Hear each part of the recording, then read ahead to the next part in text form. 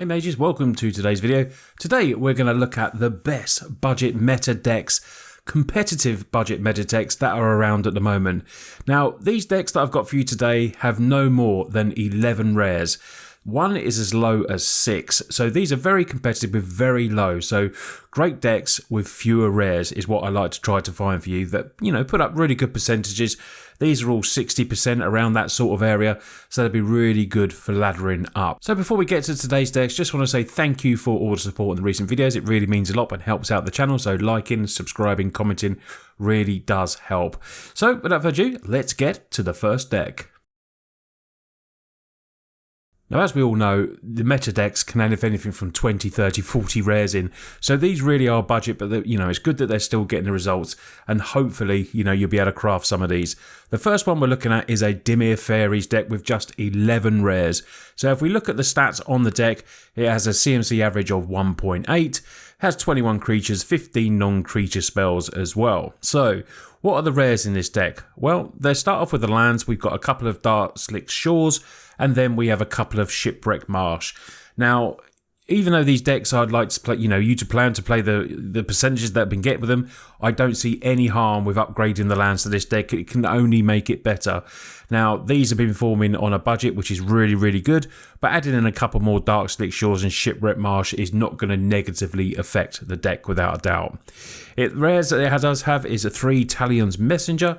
This is whenever you attack with one or more fairies, draw a card and discard a card, which is really good getting to draw. And whenever you discard this way, put a 1/1 counter on target fairy you control. So you can target any fairy you want as well with that. The other rares in the deck is a couple of Faeries Mastermind. This is nice. You can flash it in at any time as long as you've got the mana open, of course. Whenever an opponent draws their second card each turn, you draw a card. So this deck really does, it's a tempo deck, aggro deck, and it does what blue love to do, which is drawing cards. Also, by the addition of adding black, we get good removal. So you've got Go for the Throat in there. The card that goes really well with this type of deck is Fairy Fencing because it's around fairies. Target creature gets -X to end a turn, but gets an additional -3/-3 if you've got a fairy in play. So you've only got to have this controlled. So even if opponent kills it, you're still going to have that effect on here. And it's premium removal for this type of deck. We have Ego Drain to attack hands, which is really nice, just 1 mana sorcery. Seen some decks that run Duress, but I think this, because it's fairies, I think it's, this is the deck that this is made for, Ego Drain. And then you look up, we just got a bit of counter magic, Spell Stutter, the fairy counter magic card, and then we've just got a lot of really good creatures. Final rare to look at, Sleep Curse Fairy in there, Flying War 2, get this down turn 1. You've got to wait for those 3 stun counters to go off it, but you can pay 2 to untap it as well to get one of them. But this is good and it's hard to remove straight away because of the War 2. So nothing, turn 2, Go for the Throats, anything like that are going to kill your Sleep Curse Fairy.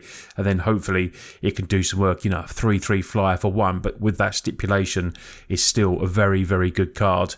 Then we've got Fairy Dream Thief, enters battle, surveils 1, so another good 1-drop.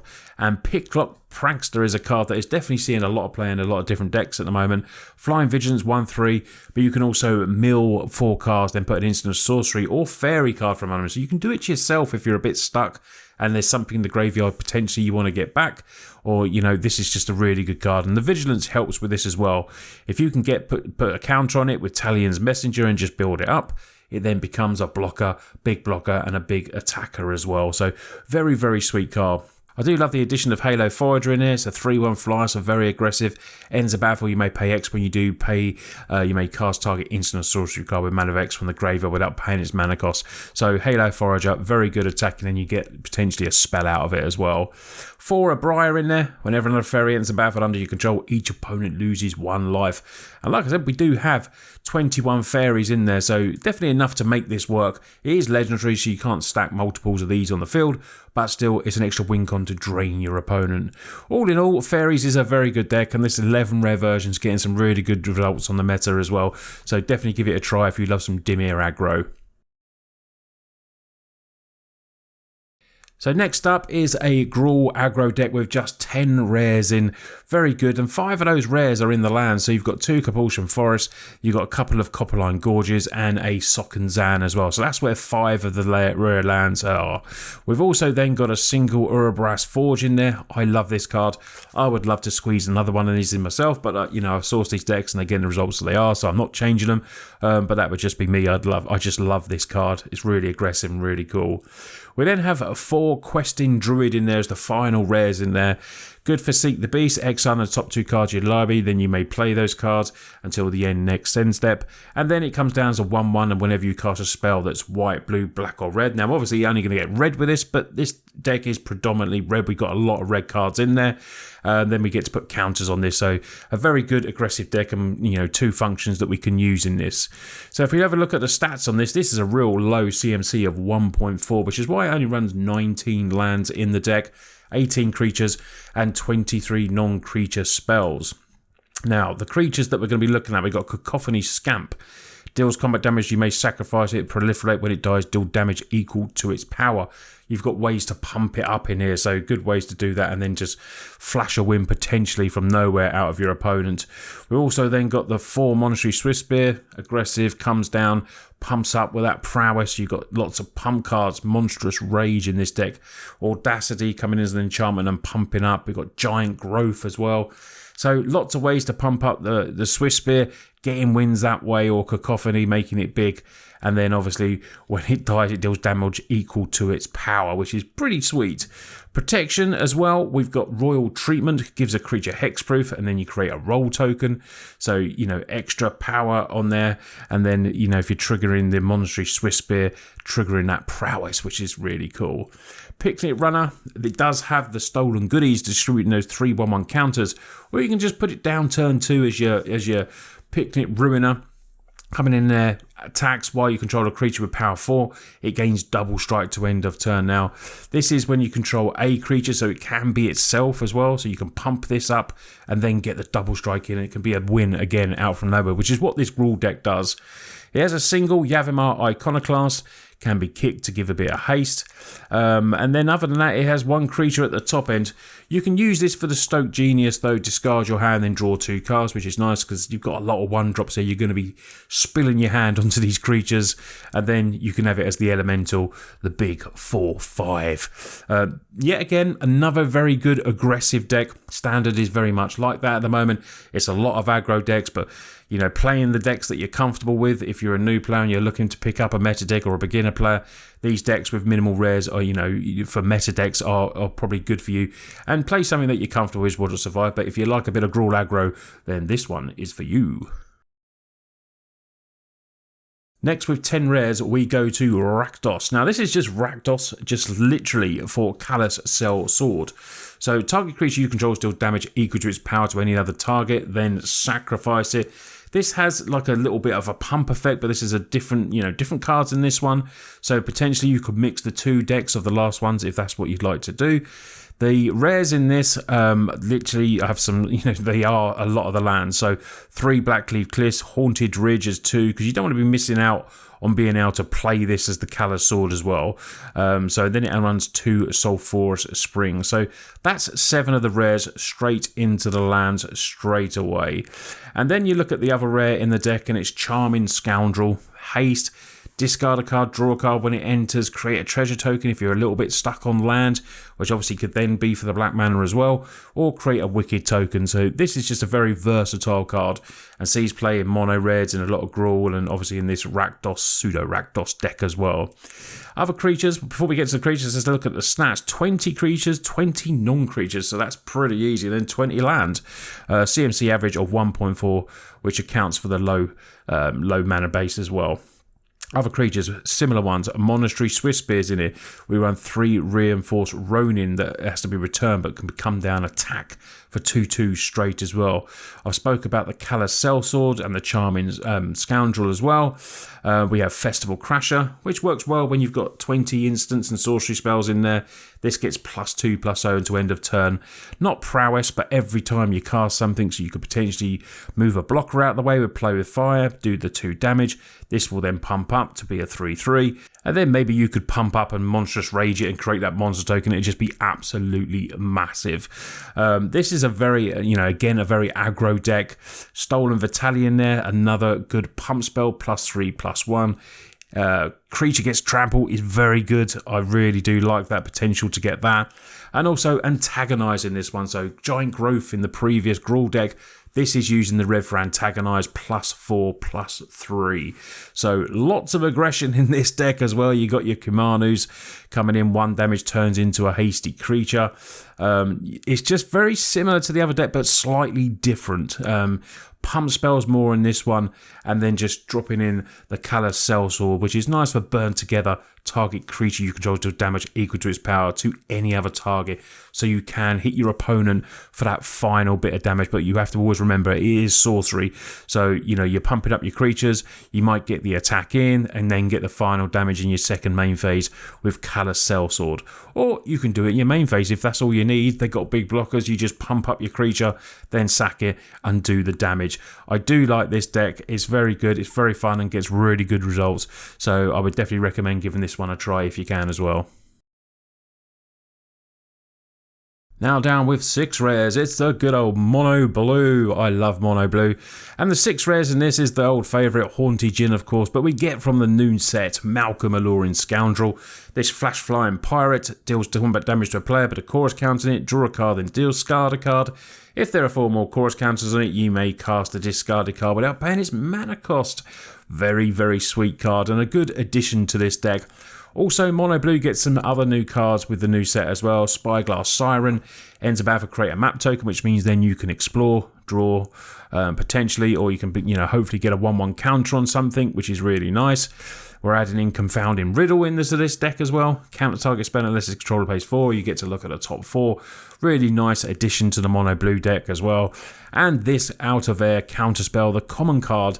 2 less to cast if it targets a creature, so you get your 2 Islands up. Turn 2, you can, just counter something. It's slightly better than Essence Scatter. We got Essence Scatter here, which is a 1 and a blue to counter target creature spell.